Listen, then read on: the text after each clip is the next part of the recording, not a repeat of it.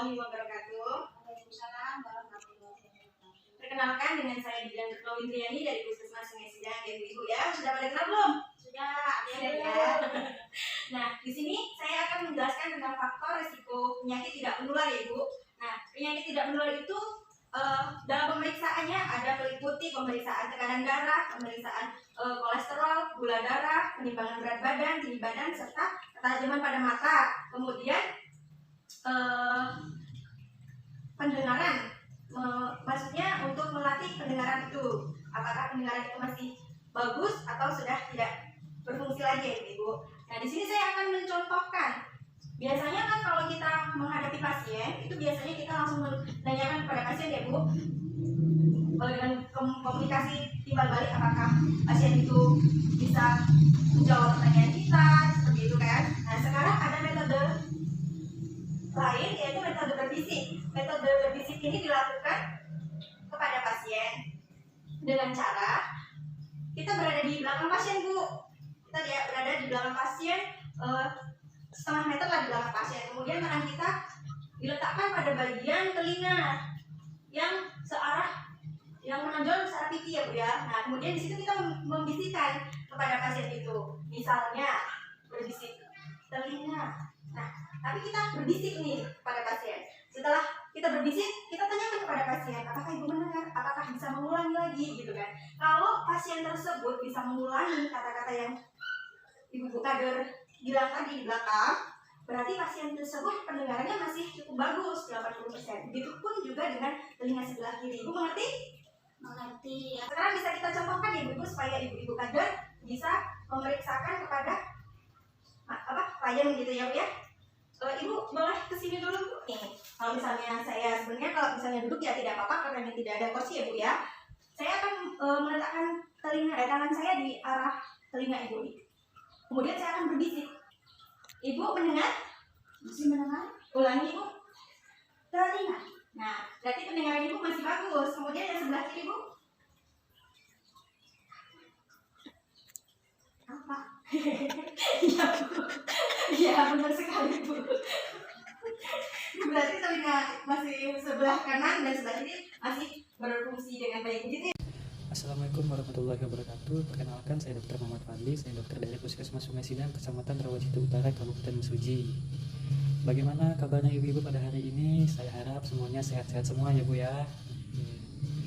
Baiklah, pada hari ini saya akan memberikan pengarahan atau pelatihan tentang bagaimana cara pemeriksaan kolesterol dalam darah. Sebelumnya ibu-ibu udah pernah belum cek kolesterol dalam darah? Nah, pada hari ini saya akan mengajarkan nih bagaimana caranya cek pemeriksaan kolesterol dalam darah.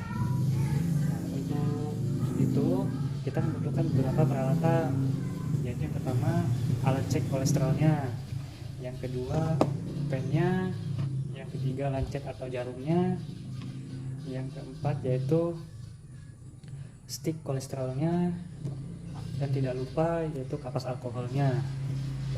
Pertama-tama kita buka dulu nih penanya. Nah, setelah kita buka, kita masukin jarumnya, lalu kita putar. Nah, setelah kita putar, kita masukkan lagi penutupnya sampai berbunyi klik. Nah, lalu di sini ada angkanya 1 sampai 6, kita buat sampai 3 aja. Nah, setelah itu kita persiapkan itu dengan cara kita tarik pennya. Oke. Setelah kita tarik pennya, kita taruh. Lalu kita siapkan alat yang ininya. Yaitu yang pertama kita masukkan dulu nih stiknya ke dalam alatnya. Sampai keluar tulisan seperti ini. Nah, kalau udah seperti ini dia udah siap. Lalu kita siapkan atau kita panggil pasiennya. Nah, setelah itu kita siapkan ujung jari pasiennya. Nah, setelah kita siapkan, lalu kita buka nih kapas alkoholnya, kita oleskan, kita bersihkan. Lalu setelah kering, baru kita suntikan atau kita tancapkan jarum tadi dengan cara menekan tombol ini. Nah, setelah darahnya keluar, lalu darah tadi dimasukkan ke, ada di sini penandanya, darah tadi dimasukkan ke DNI sampai terisi penuh. Nah, Setelah itu tunggu selama 30 detik. Setelah 30 detik hasilnya sudah keluar. Jika hasilnya di bawah 190, tandanya itu normal. Jika hasilnya di atas 190, tandanya pasien atau peserta tersebut mengalami hiperkolesterolemia atau kadar kolesterol yang tinggi dalam tubuh. Dan setelah itu bisa dilaporkan ke nakesnya atau ke dokternya. Oke, sekian pengarahan dari saya. Salam sehat. Perkenalkan, nama saya Arman Budijaya Dalam Banua. Saya petugas promosi kesehatan di Puskesmas Sungai Sidang, Kabupaten Mesuji. Kali ini kita akan membahas tentang diet sehat seimbang. Nah, adapun yang perlu kita perhatikan dalam diet sehat seimbang, yang pertama adalah mengatur pola makan sesuai dengan pola makanan sehat dan gizi seimbang. Yang kedua adalah mengendalikan asupan lemak, garam, dan gula. Yang ketiga adalah meningkatkan konsumsi buah dan sayur. Nah, di sini para ibu kader harus mengetahui bahwa kita harus bisa menjelaskan kepada masyarakat 10 pedoman gizi seimbang. Apa sih 10 pedoman gizi seimbang ini? Oke. Yang pertama adalah biasakan mengonsumsi aneka ragam makanan pokok seperti beras, jagung, dan lain-lain. Yang kedua adalah batasi konsumsi panganan yang manis, asin, dan berlemak, karena itu akan memicu penyakit tidak menular di dalam tubuh kita. Yang ketiga adalah lakukan aktivitas fisik yang cukup dan pertahankan berat badan ideal. Nah, kita harus melakukan aktivitas fisik minimal 30 menit dalam sehari. Yang keempat, biasakan mengonsumsi lauk pauk yang mengandung protein tinggi. Ini kita bisa dapatkan dari makan daging ataupun makan ikan dan lain-lain. Yang kelima adalah cuci tangan pakai sabun dengan air mengalir. Nah, pastinya kita tidak heran lagi ya, karena COVID mengajarkan kita tentang kebersihan tangan. Yang keenam adalah biasakan sarapan pagi. Nah, perlu sangat kita harus sarapan pagi karena aktivitas dalam menjalani keseharian kita itu butuh energi, maka dari itu kita wajib namanya sarapan. Yang ketujuh adalah biasakan minum air putih yang cukup dan aman. Ya. Jadi kita harus mengonsumsi 8 gelas atau 2 liter air dalam sehari. Yang kedelapan adalah banyak makan buah dan sayur. Kenapa ini sangat penting? Karena buah dan sayur mengandung banyak sekali vitamin yang baik di dalam tubuh kita, dan fungsi dari vitamin tersebut itu akan mempermudah organ-organ tubuh kita.